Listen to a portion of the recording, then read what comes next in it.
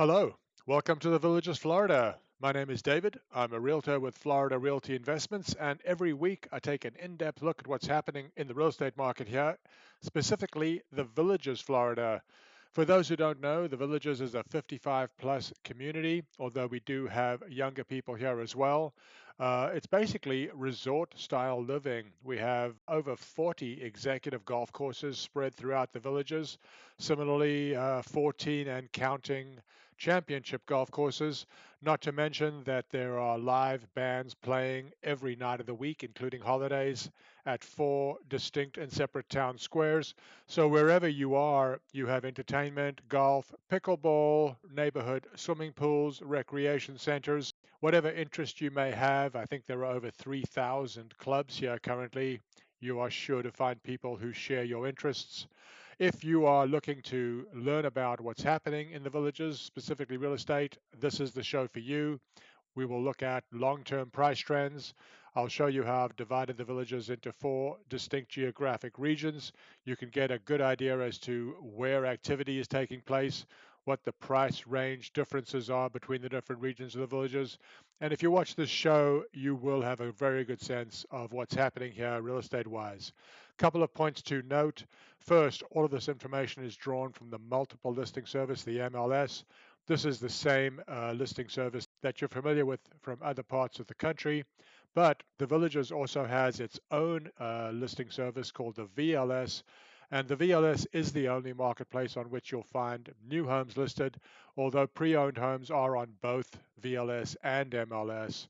If you're looking to buy and you only have an MLS broker or you only have a VLS broker, you will not be seeing about half of the properties available for sale here. So, as a buyer, you really need to have agents who can show you both. Similarly, if you are a seller, you're going to need to determine whether to list on VLS or MLS. You cannot list on both marketplaces. Hopefully, you'll feel that after watching this show that our data-driven approach will give you an edge. If you're a buyer, to find a good deal, and if you're a seller, to maximize your return in a reasonable period of time. If you have any questions, please reach out to me either at DavidisinFlorida.com or DavidisinFlorida@gmail.com. Be happy to answer any questions you have. And finally, if you find this information valuable, please consider liking this video or subscribing to this channel. It really helps us with the YouTube algorithm. And once again, whether you're a buyer or a seller, please reach out to me at DavidisinFlorida.com or DavidisinFlorida@gmail.com. I'll be happy to research properties for you or advise you on value.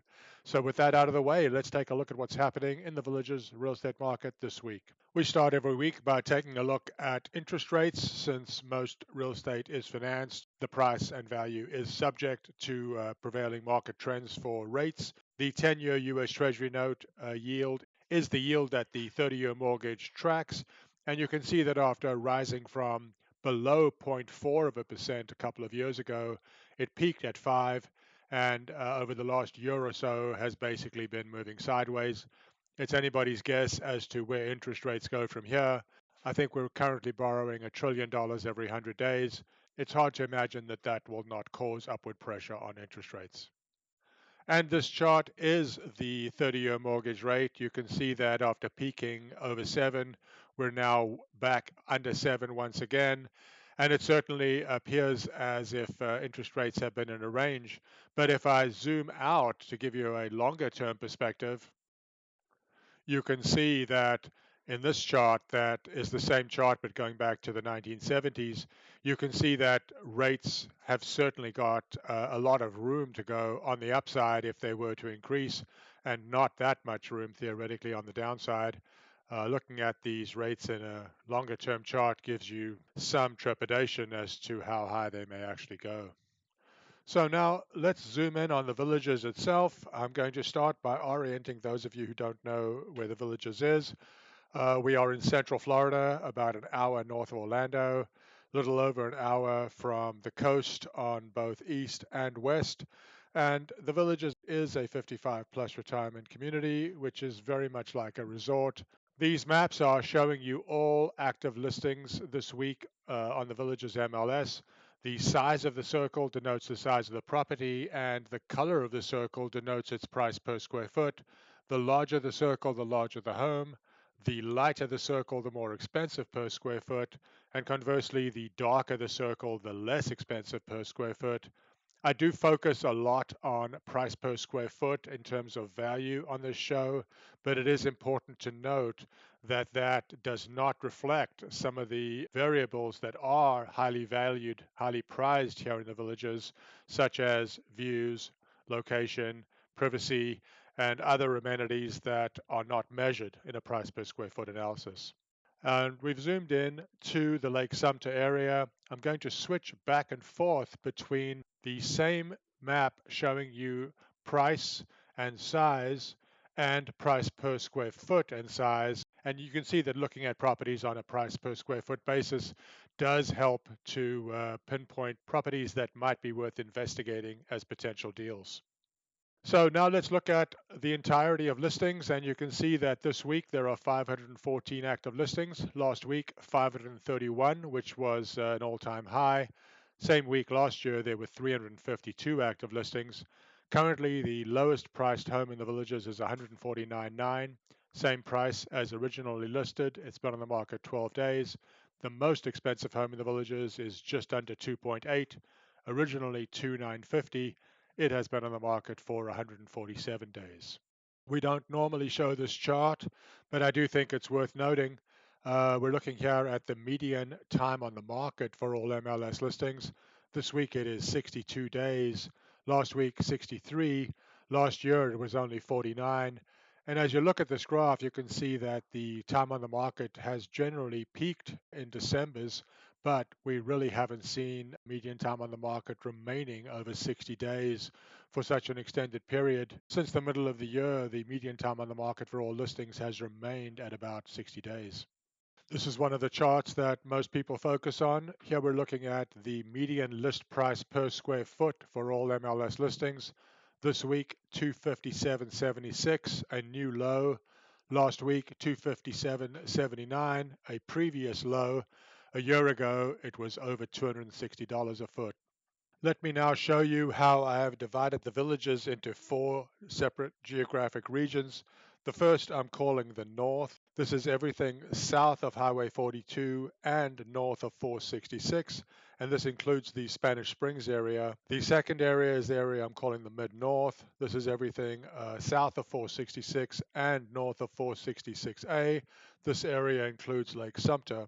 The third area is the Mid-South. This is everything south of 466A and north of Highway 44. And the final area is the area I'm calling the South.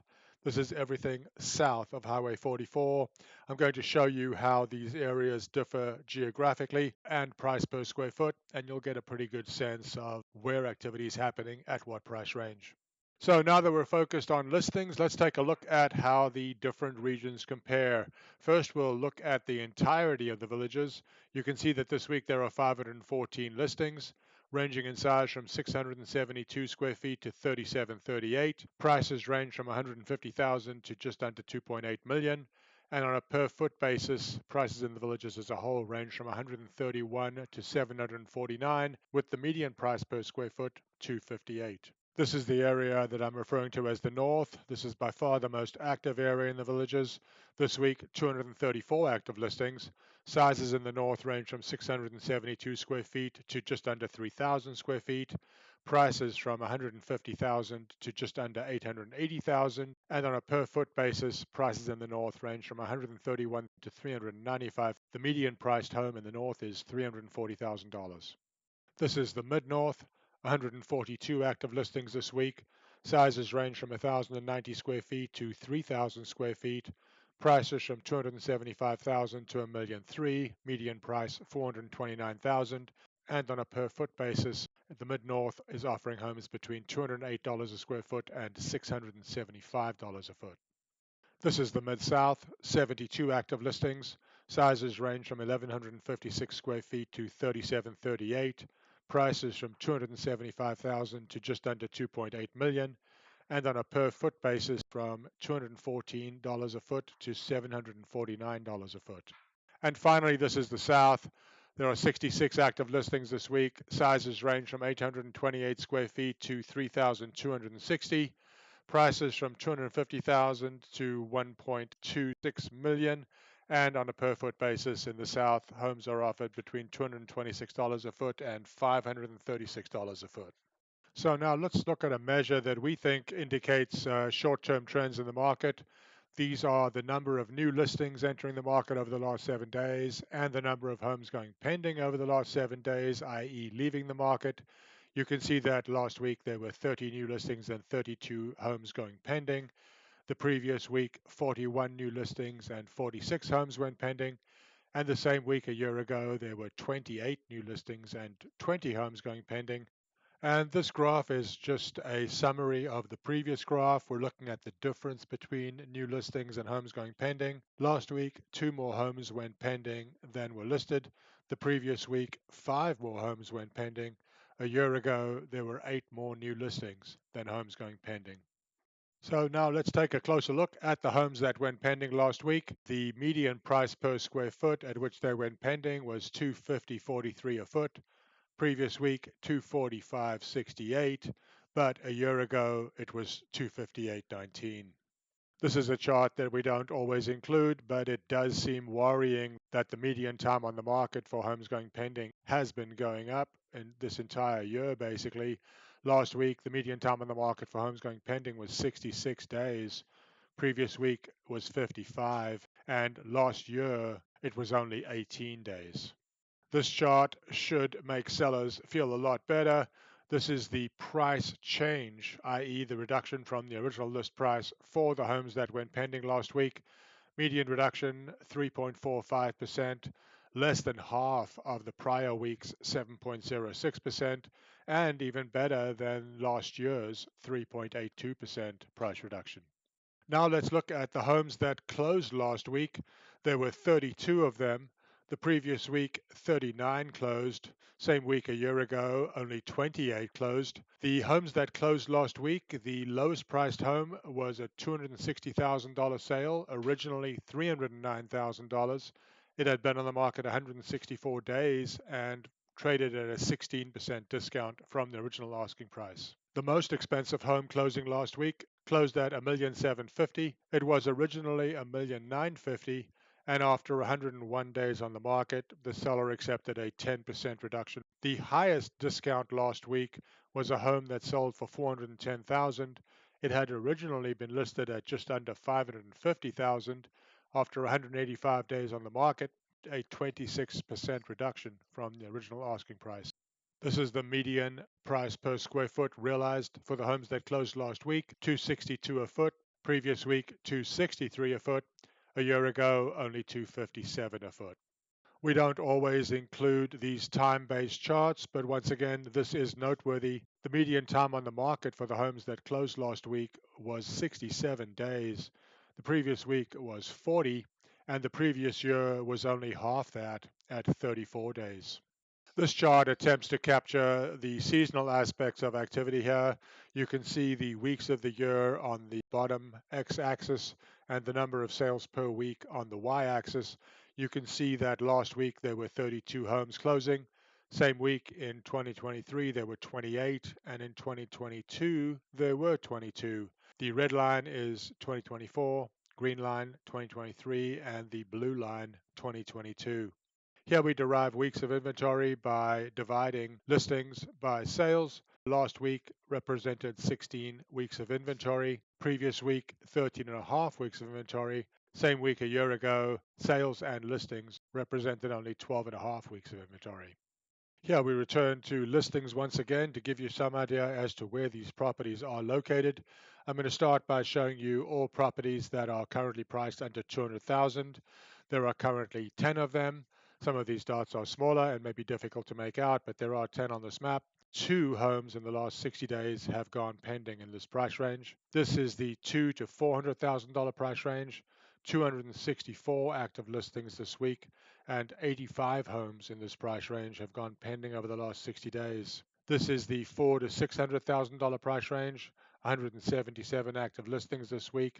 48 in this price range have gone pending over the last 60 days. These are the homes between $600,000 and $800,000. 35 active listings this week. Only 14 have gone pending. Here is the 800,000 to $1 million price range, 14 active listings, 9 have gone pending in this price range over the last 60 days. This is the million to $1.5 million price range, 12 active listings, 4 have gone pending in this price range over the last 60 days. And finally, this is the $1.5 million price range, 2 active listings, 1 has gone pending over the last 60 days, and 1 has closed over the last 60 days. It had been a couple of weeks without a sale over $1.5 million in the villages. Looking at all listings, this graph shows you the percentage of listings that have reduced their asking price from the original list price. This week, 53.7% have. Previous week, 54.99% had. And for the same week a year ago, 52.84% had. And this is the actual percentage of decrease. This week, the median decrease is a 3.45% reduction from the original ask price. Previous week, 3.37. Last year, same period, 3.82. You can see looking at this graph that for the last 8 months or so, the reductions on listings has decreased, but keep in mind a lot of new properties have entered the market at more realistic asking prices. If you're a buyer trying to find a good deal or a seller trying to maximize your return, please reach out to me at DavidisinFlorida.com or DavidisinFlorida@gmail.com. If you have any questions about life in Florida, life in the villages, real estate in the villages, I'll be happy to help. Take care.